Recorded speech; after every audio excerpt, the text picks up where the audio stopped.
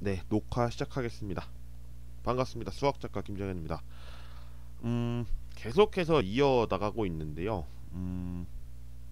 네, 물 없이 지금 제가 그대로 이어나가 보니까 역시 강의하시는 분들 대단하신다는 게 한 번 더 느껴지고 있습니다. 어, 우선 이 내용 알기에 앞서서 이제 잠깐 이야기를 할 게 좀 있어가지고요. 잠시만요.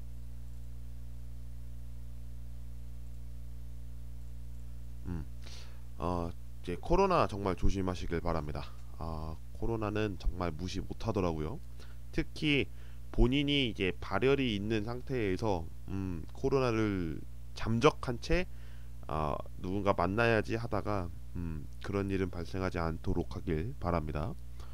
오늘 좀 일이 있었는데 그 상황은 굳이 이제 제가 겪은 일은 아니라서 다른 사람의 이야기를 하는 거는 좀 이제 조심스럽죠. 방송으로 할 때는 특히나 그렇지만 결론적으로는 이제 코로나가 있어가지고 만나는 부분에서는 굉장히 민감한 부분이라 할 수 있는데 아, 다들 조심하시고 마스크 꼭 착용하시길 바라겠습니다. 우선은 제가 오늘 이제 촬영하게 오늘이 아니죠. 지금 이제 세 번째 연강을 하고 있는데 네 번째 영상을 이제 촬영을 하고 있습니다. 2차 방정식의 해에 대해서 이야기를 하고 있었습니다. 2차 방정식의 해에 대해서 이제 다시 이제 본격적으로 올게요. 지금 갑자기 서론 하시는 건가 했는데 제가 갑자기 본론 온것 같아서 음, 다시 말씀드릴게요. 2차 방정식의 해를 가지고 이야기를 했었을 때 해가 꼭 두 개를 가져야 한다 라고 했던 내용이 이제는 틀을 깨버릴 시간이 됐습니다. 그 과정은 지난 세 번째 영상에서 찍었던 인수분해에 대한 내용인데요. 인수분해를 했더니 1차식과 1차식의 곱을 형태를 통해서 등식의 성질을 이용해 가지고 이제 해를 구했다면 이번에도 인수분해는 이용하지만 이제는 2차 방정식의 해가 꼭 두 개가 된다. 이 내용을 깨버리는 내용을 오늘 설명드리려고 합니다. 그래서 제목이 2차 방정식의 해는 꼭 두 개야? 라는 내용입니다. 우선 살펴볼게요. 예를 좀 들겠습니다.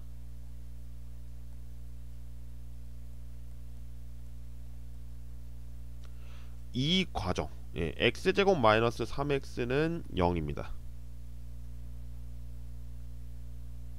그랬을 때 여기서는 우리가 인수분해를 좀 빨리 할 수가 있다고 생각이 듭니다. 왜냐면 x로 묶으면 되기 때문에. 그래서 우리는 이 내용에 대해서 등식의 성질에 의해 금방 할 수 있을 거예요. 이제 x는 0이거나 x는 3 이렇게 적겠죠. 근데 이 내용이면 어떨까요? x제곱 마이너스 6x 플러스 9는 0이라는 2차 방정식이 있습니다. 이 과정에서 인수분해 해볼까? 해봐야지 하고 계산을 해봤어요. 했는데 네, 이렇게 된 거예요. 마이너스 3 마이너스 3.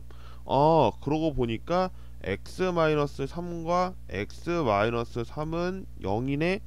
근데 우리 이거 배웠잖아요. 그쵸? 뭐냐면 같은 식이 있으면 x 마이너스 3의 제곱을 해가지고 다음의 내용을 쓰기 시작했죠. 그러면 여기서 등식의 성질은 어떻게 되나요? 말씀드리겠습니다. 여기서 나타나는 등식의 성질은 이게 안 보이니까 좀 그렇겠네요. 똑같이 x-3이 각각 a와 b가 됩니다. 그래가지고 이 내용에 대해서 x-3은 0이거나 x-3은 0이라는 내용을 쓰는데 사실은 이 내용을 또 쓰기에는 중복이죠. 그리고 이 과정에서 우리는 2차 방정식을 쓰는데 다음에 해를 이제 얻는 거죠. 3이라고 하는 내용을 이라는 걸 얻는데 해가 하나네요. 해는 하나입니다. 근데 이런 게 있어요. 2차 방정식에서는 두 개를 가질 때는 서로 다르게 나왔습니다. 그런데 하나가 나왔는데 제곱을 해보니까 이 부분이 이렇게 돼가지고 완전 제곱식의 형태를 띠게 된다면 이 내용은 우리가 다른 이름을 붙이는데 스페셜 케이스로 중근이라고 이름을 붙입니다. 중근. 이 중근은 풀었으면 중복되는 근입니다. 2차 방정식에서는 두 개의 해가 중복이 되는데 그 해가 제시되는 2차 방정식에서의 중근입니다. 이해가 되셨는지 모르겠습니다. 이 내용에 대해서 다시 한번 이해를 돕기 위해 문제를 한 번 더 적어 보도록 하겠습니다.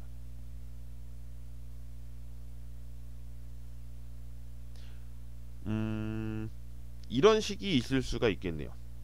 9x 제곱 더하기 9x 더하기 1은 0. 이 내용에 대해서 한번 살펴보도록 하겠습니다.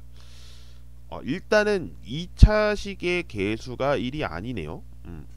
1은 아닙니다. 그렇지만 이 내용도 쉽게 풀 수 있을 거라고 보고요. 계산해보면 3과 3으로 쪼갤 수 있을 거라는 생각이 듭니다. 근데 여기가 9가 아니겠죠?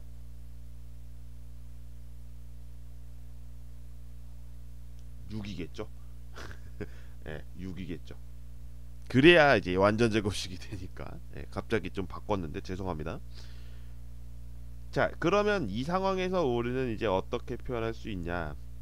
3x 더하기 1의 제곱은 0이라는 내용을 표현할 수가 있겠죠. 결과적으로는 어떤 수의 제곱이 0이니까 우린 여기서부터 중근을 갖겠구나 라고 하는 걸 알아야 되고, 3x 더하기 1은 0이라는 내용에서 중근을 쓰고 1차 방정식을 풀면 됩니다. 그러면 플러스 1이 등식의 성질에 의해서 는 사이에 넘어갔을 때 마이너스 1로 쓰게 되고, 결국 x는 또 등식의 성질에 의해서 마이너스 3분의 1이 될 겁니다. 이 과정에서 중근을 얻게 되는 거죠. 여기까지 이해가 되셨는지 모르겠습니다. 사실 중근에 대한 내용은 굉장히 짧습니다. 굉장히 짧은데 이 내용이 한 차시로 들어가 있거든요. 그렇단 내용은 굉장히 중요한 의미를 담기 때문에 라고 보고 있습니다.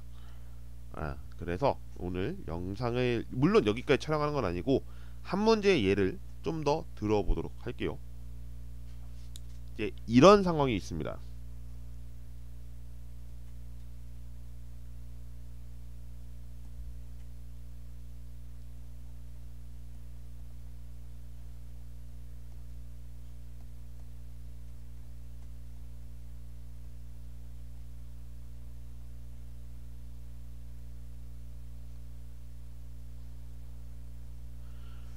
자, 방정식이 제시되었는데 중근을 가질 때 그에 따른 a는 어떤 값이냐라는 내용으로 질문을 던져봤습니다. 일단 여기서의 핵심 포인트는 중근입니다. 중근이 나오는 순간 우리는 어떤 연결을 가지고 있어야 하냐면 어떤 수의 제곱이 0이 되니까 이것을 1차 방정식을 풀었을 때 중근이 나오게 되는 그 내용을 찾아야 하는 거죠. 그러면 이 상황에서 우리는 무엇을 할 수 있냐면 16이 나오는 순간 4가 나올 겁니다. 그래야 4, 4, 16이고 완전수니까 1은 1일 겁니다. 근데 이 상황에서 마이너스가 될 수도 있고 플러스가 될 수도 있는 거죠. 플러스는 플러스끼리, 마이너스는 마이너스끼리. 이 상황을 통해서 정리를 해보면 다음과 같은 풀이를 얻을 수가 있습니다. 우선 16x 제곱 마이너스 ax 플러스 1은 0이 되기 위해서 우리는 어떤 수의 제곱을 해가지고 0이 된다는 거를 보여줘야 되는데, 해는 알 수 없지만 완전 제곱식을 통해서 4x 플러스 마이너스 1의 제곱은 0이라는 것을 알 수가 있고, 이 과정에서 전개를 해봐가지고 맞는지 안 맞는지를 보는 거죠. 그럼 이 상황을 전개하겠습니다. 전개해보면 16x 제곱 플러스 마이너스 8x 플러스 1, 이 내용에 대해서 이제 a 값을 바라볼 수가 있게 되는 거죠. 이 내용과 이 내용이 같으면 되니까 결과적으로는 마이너스 a가 플러스 마이너스 8이었으므로 a는 마이너스 플러스 8일 겁니다. 뭐 이렇게 쓰셔도 되고요.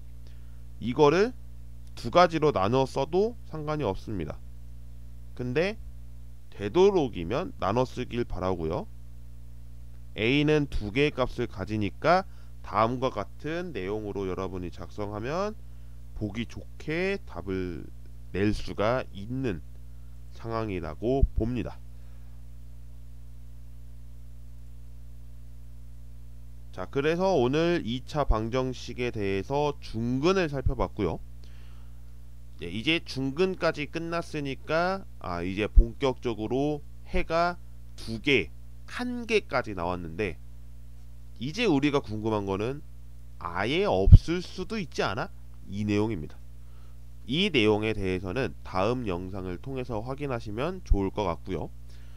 그토록 여러분이 기다리고 기다리던 2차 방정식의 근해 공식이 다음 시간에 형성될 것 같아서 그때 다시 한번은 아니고 그때 본격적인 2차 방정식의 근해 공식을 언급하는 시간을 가져보도록 하겠습니다.